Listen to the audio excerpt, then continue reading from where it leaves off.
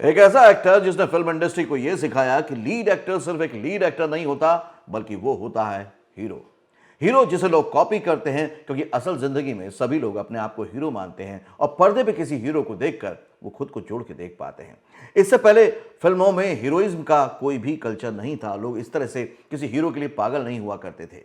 लेकिन दिलीप कुमार एक सुपरस्टार का जन्म हुआ और उसके बाद एक नई परिभाषा गढ़ी गई एक्टिंग की और स्टारडम की। तो आज बात करेंगे फिल्मी फंडे में दिलीप कुमार जी के बारे में। Ladies and gentlemen, a standing ovation for the greatest of them all, Mr. Dilip Kumar. कौन कमबख्त है जो बर्दाश्त करने के लिए पीता है? क्या तुम लोगों को ये कभी विचार नहीं आया कि ये चारों ओर फैली हुई धरती इस पर रहने वाले लोगों की केवल एक ही जात है? हेलो फ्रेंड्स, वेलकम टू फिल्मी फंडे जॉइंट फिल्म्स एकेडमी। मैं हूं आपका अपना वीरेंद्र राठौर और आप देख रहे हैं बॉलीवुड का Google joint films YouTube channel. Dilip Kumar एक ऐसी शख्सियत जो आज भले हमारे बीचों में नहीं है, लेकिन ऐसा नहीं हो सकता कि हिंदुस्तान का कोई भी शख्स उनके बारे में जानता ना हो, पहचानता ना हो, उनकी एक्टिंग से इंप्रेस ना हुआ हो। आज मैं डिटेल में बहुत सारी ऐसी बातें करने वाला हूं जो आपको आज तक पता नहीं थी। क्या आप जानते हैं कि दिलीप साहब फिल्मों में आने से पहले सैंडविच बेचते थे? उन्होंने अपने पिता से झगड़कर क्यों घर छोड़ दिया था? कौन थे वो फेमस अभिनेता जो दिलीप साहब के क्लासमेट थे और बहुत अच्छे दोस्त भी थे? उन्होंने अपना नाम यूसुफ खान से बदलकर दिलीप कुमार क्यों रखा? प्रसिद्ध अभिनेता मनोज कुमार ने अपना नाम मनोज कुमार दिलीप साहब की कौन सी फिल्म देखकर रख लिया था? कौन है जिसने दिलीप साहब के हुनर को पहचान लिया और उन्हें फिल्मों में आने का मौका दिया? उन्होंने क्यों हॉलीवुड की उस फिल्म को करने से इनकार कर दिया था जिसे ढेरों ऑस्कर अवार्ड मिले थे? क्यों उन्हें ट्रेजेडी किंग कहा जाता था, जिसकी वजह से वो डिप्रेशन में भी चले गए थे कुछ दिनों के लिए? दिलीप साहब का जीवन कोई मामूली नहीं था। उनकी सारी बातें एक केस स्टडी में ला पाना बड़ा मुश्किल काम है। उनके डायलॉग बोलने का अंदाज, उनके लुक का अंदाज, उनके चलने का अंदाज, उनको कैरेक्टर को अडॉप्ट करने का अंदाज, सब कुछ एकदम भिन्न था और इसी वजह से वो हर किसी किरदार में ढल जाते थे। दिलीप साहब का जन्म पेशावर में हुआ था, जो आजकल पाकिस्तान में है। किन्हीं कारणों से उनके पिता पेशावर छोड़कर मुंबई आ बसे। वो एक फ्रूट मर्चेंट थे। एक बार किसी बात को लेकर उनका अपने पिता से झगड़ा हो गया तो वो मुंबई छोड़कर पुणे चले गए और उन्होंने किसी को बताया नहीं कि वो संपन्न परिवार से वास्ता रखते हैं और वहां एक फास्ट फूड का स्टॉल लगाया और सैंडविच बेचने लगे और खूब पैसा कमाया।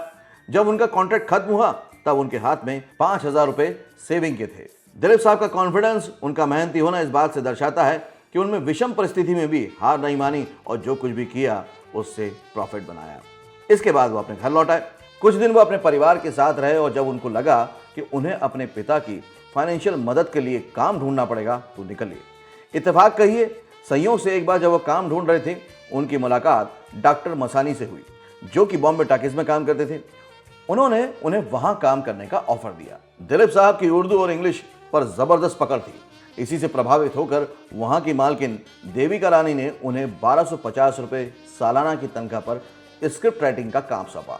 देविका रानी पे मैंने अलग से एक वीडियो बनाया है, उसको जरूर देखिएगा, क्योंकि वो भारत की प्रथम नायिका का खिताब हासिल करी है और वो पहली अदाकारा हैं जिन्होंने दिलीप साहब के जीवन में बहुत ही महत्वपूर्ण भूमिका निभाई है। इस बात से हमको ये समझना चाहिए कि अगर आपके अंदर काबिलियत है, देखिए उनके अंदर काबिलियत थी, तो काम आपके पीछे चलकर आ जाता है। उनको उर्दू बहुत अच्छी आती थी, इंग्लिश बहुत अच्छी आती थी, काम अपने आप मिल गया। आपको 3 इडियट का डायलॉग तो याद ही होगा कि आप सक्सेस के पीछे मत भागो, काबिलियत पे जोर दो, सक्सेस खुद छक मार के आपके पीछे आएगी। और यही सब हुआ दिलीप कुमार साहब के साथ। बॉम्बे टॉकीज में जब दिलीप साहब अपने स्क्रिप्ट के डायलॉग एक्टर को एक्टिंग करके समझाते थे, तो देविका रानी ने उनके इस हुनर की भी पहचान की और उन्हें फिल्म में लीड एक्टर का रोल देने का फैसला किया। इस तरह से उनकी पहली फिल्म ज्वार भाटा सन 1944 में आई। हालांकि ये फिल्म कोई खास कमाल नहीं दिखा पाई, लेकिन दिलीप साहब ने इसी के चलते फिल्मों में अपने कदम रख लिए। इसके बाद आई फिल्म जुगनू ने सफलता के झंडे गाड़ दिए और जिस यूसुफ खान को कोई नहीं जानता था, उस दिलीप कुमार का नाम हर किसी की जुबान पे था। दिलीप साहब का नाम यूसुफ खान से दिलीप कुमार भी देविका रानी ने ही रखा था। एक बार दिलीप कुमार साहब को हॉलीवुड की film Lawrence of Arabia offer हुई। बॉलीवुड में दिलीप कुमार इतनी पहचान स्थापित कर चुके थे कि हॉलीवुड की मशहूर डायरेक्टर डेविड ली की नजर उन पर पड़ी और उन्हें यह रोल ऑफर किया। दिलीप साहब ने यह फिल्म क्यों नहीं की, इसके बारे में कुछ कहा नहीं जा सकता, लेकिन यह भी सफलता की एक निशानी है कि हॉलीवुड से भी आपको ऑफर आने लगे। दिलीप साहब अपने रोल को इतनी शिद्दत से निभाते थे कि लगता था कि मानो वो किरदार को जी रहे हों। 1950 और 60 के दशक में उन्होंने इमोशनल और दुखी रहने वाले इतने रोल निभाए कि लोग उन्हें ट्रेजेडी किंग के नाम से बुलाने लगे। इस बात से दुखी होकर दिलीप साहब कुछ समय के लिए डिप्रेशन में भी चले गए थे। अशोक कुमार उनसे बॉम्बे टॉकीज के समय से ही जुड़े थे। उन्होंने उन्हें सलाह दी थी कि तुम कुछ हल्के फुल्के कैरेक्टर रोल किया करो, इससे तुम बेहतर फील करोगे। दिलीप साहब ने उनकी बात मानी और हल्के खुश मिजाज कैरेक्टर रोल निभाए, जिसकी वजह से उनका जीवन दोबारा पटरी पर लौटा। इससे एक बात बहुत क्लियर समझ में आती है, जिस बॉलीवुड के बारे में कहा जाता है कि यहाँ एक एक्टर दूसरे एक्टर से बहुत जलता है, एक दूसरे की टांग खिंचाई करते हैं, ऐसा बिल्कुल भी नहीं है। अशोक कुमार भी काफी चर्चित एक्टर थे, बड़े हीरो थे, लेकिन देखिए जब उनको लगा कि उनके कलीग को या उनके साथी कलाकार को जरूरत है कुछ समझाइश देने की, तो एक मेंटोर की तरह उन्होंने उनको समझाइश दी और दिलीप कुमार ने बहुत अच्छे स्टूडेंट की तरह उनकी बात मानी भी और इस तरह से चीजें वापस आई। जब भी जिंदगी में आप अगर कोई भी परफॉर्मिंग आर्ट में जाना चाहते हैं या कुछ अलग करना चाहते हैं, दिक्कतें आएंगी, तकलीफें आएंगी, भले आप सफलता की कोशिश कर रहे हो या सफलता के साथ कोशिश कर रहे हो या सफलता के बाद कोशिश कर रहे हो, तब कहीं ना कहीं एक मेंटोर होता है और आपके जीवन को दोबारा पटरी पर लेकर आता है। तो इसलिए कभी भी ना घबराएं, जब भी जरूरत लगे। वैसे तो आपको जॉइन फिल्म्स के वीडियो से ही काफी हेल्प मिल जाएगी, लेकिन अदरवाइज जॉइन फिल्म्स की सपोर्ट टीम हमेशा आपकी गाइडेंस के लिए तैयार रहती है। कभी भी बॉलीवुड में करियर को लेकर आपको कुछ भी पूछना हो, जानना हो, तो जो स्क्रीन पर नंबर दिया हुआ है उस पर कॉल कर सकते हैं। चैनल से अगर पहली बार जुड़े हैं तो सब्सक्राइब कीजिए, क्योंकि अगर बॉलीवुड में रियली सीरियसली आप करियर बनाना चाहते हैं तो जॉइन फिल्म्स आपकी उंगली पकड़कर आपको एक एक राह दिखाता हुआ चलेगा, ताकि आप सफल हो सके, आप वो काम कर सकें जो दिल से आप करना चाहते हैं। क्योंकि अगर आप मानेंगे अपने मन की, तो फिर दुनिया अपने आप आपको देखेगी, सुनेगी और आपकी मानेगी। लेकिन सबसे पहले आपको खुद पर भरोसा करना होगा। राज कपूर दिलीप साहब के क्लासमेट थे। उन्होंने उनके साथ मिलकर 1949 में एक फिल्म बनाई थी, अंदाज। 1970 के दशक में जब राजेश खन्ना की एंट्री हुई तो उनके चॉकलेटी बॉय अंदाज ने सबका मन मोह लिया और दिलीप साहब भी अपनी बढ़ती उम्र के साथ दूसरे रोल की तलाश में थे और उन्होंने फिल्में करना बंद कर दी और कुछ फिल्में उनकी फ्लॉप भी होना शुरू हुई। तो सबको ये लगा कि दिलीप कुमार का तो बस अब करियर खत्म समझो।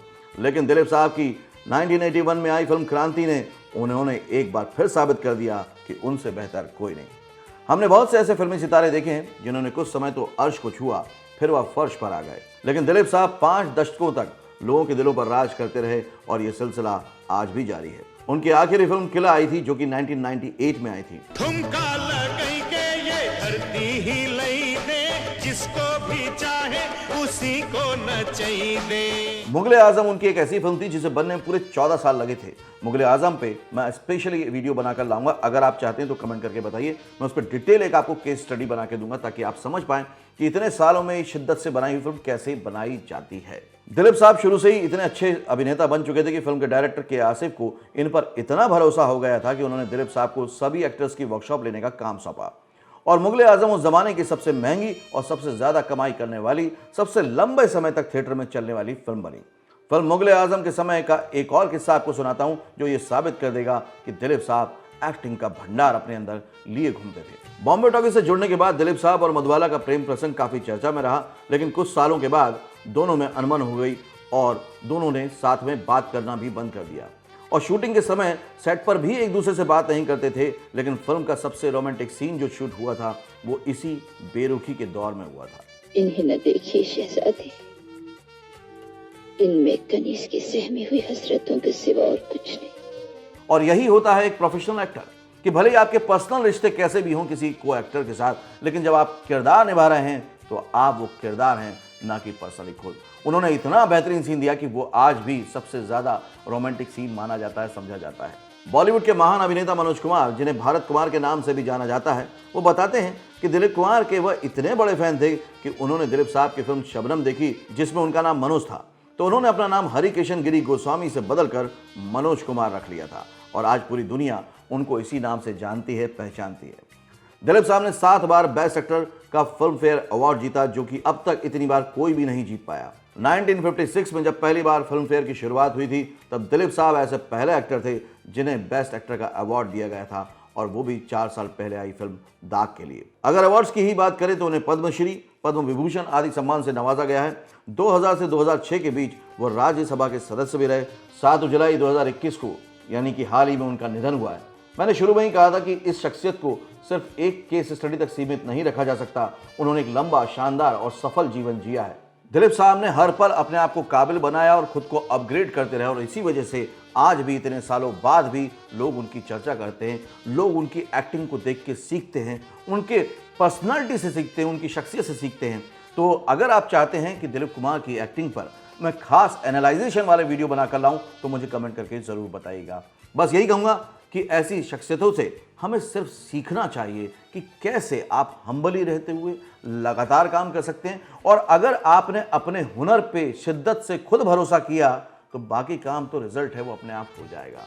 तो अगर आप भी फिल्म इंडस्ट्री में आना चाहते हैं तो दिलीप साहब से आपने क्या सीखा है मुझे कमेंट करके ज़रूर बताइएगा। इस वीडियो को ज़्यादा से ज़्यादा शेयर कीजिएगा ताकि सब लोग इस पर्सनालिटी के बारे में यानी कि दिलीप कुमार साहब के बारे में ज़्यादा से ज़्यादा जान सके। अगले वीडियो में फिर से मिलूंगा, तब तक के लिए देखते रहिए, सीखते रहिए, जमे रहिए। All the very best. Actor बनने का सबसे आसान तरीका अवार्ड विनिंग एक्टिंग गुरु वीरेंद्र राठौर का best seller acting method switch on switch off acting method है। इस कोर्स से सीखकर आप भी कुछ ही दिनों में एक बेहतरीन एक्टर बन सकते हैं, जिसे साबित करते हैं इसके अमेजिंग Amazon और Google के ratings and reviews. Switch on switch off acting method अभी तक का सबसे सरल और प्रभावी मेथड है जो आपके समय और महंगी फीस दोनों को बचाता है। Switch on switch off acting method course book आपको Amazon, Flipkart, join films website पर अवेलेबल है।